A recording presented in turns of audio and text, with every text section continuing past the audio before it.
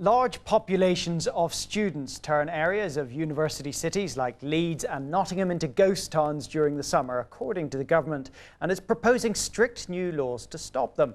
One proposal is that landlords seeking to rent a house to 4 or more people would need to apply for planning permission, giving the council power to cap the number of students in popular areas.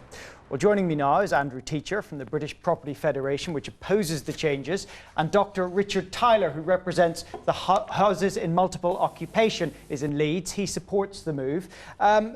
Dr. Tyler, I mean, if we stop students gathering in one area, we're merely going to push the problems out elsewhere, aren't we?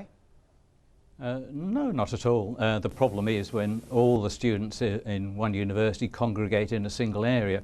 The idea is that students live in the community. The problem then is that students don't actually live in a community, they live in a student colony. If students really wanted to live in the community, then they would be pleased to spread themselves around the town. In Leeds we have 20 to 30,000 students living in one suburb, when we've got a huge city which would be happy to accommodate them all around the city. Okay, Andrew Teacher, I know you say this isn't just about students, but on the case of students, if they are more spread about, then some of the problems that seem to develop in heavily studentified areas won't arise. Well, what this is a NIMBYs charter. It's basically saying we don't want people in our backyard.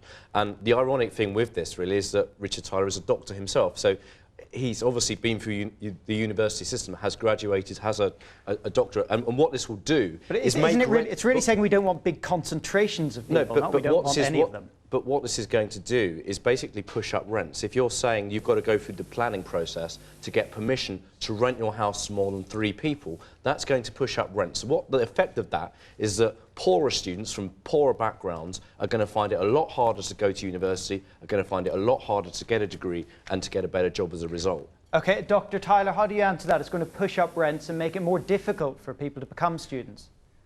Well, this is completely alarmist. I'm not at all sure what Andrew Teacher is getting so frightened about.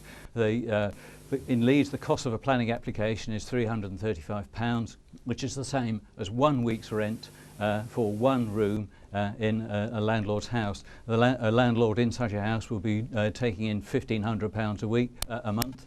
A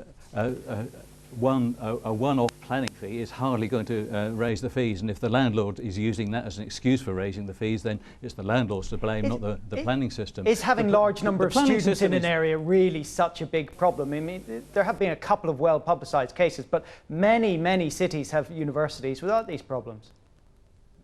Well, I disagree with you there. Many university cities do have these problems. Our national HMO network has representatives from at least 40 university towns where these problems arise. Okay, Andrew Teacher, it is a genuine problem. Something has to be done. But I mean, I think the other thing we need to be aware of, I mean, we're in the money sections. What about all the local businesses that thrive off of student custom? I mean, it's one thing having a collection of NIMBYs complaining about students living in a particular area, but what about the restaurants, the pubs, the local stores that would all go under if there weren't student communities in the local area buying things, going to those establishments? Okay, Andrew Teacher and Dr. Richard Tyler, thank you both for joining us. Heathrow Airport's owner, BA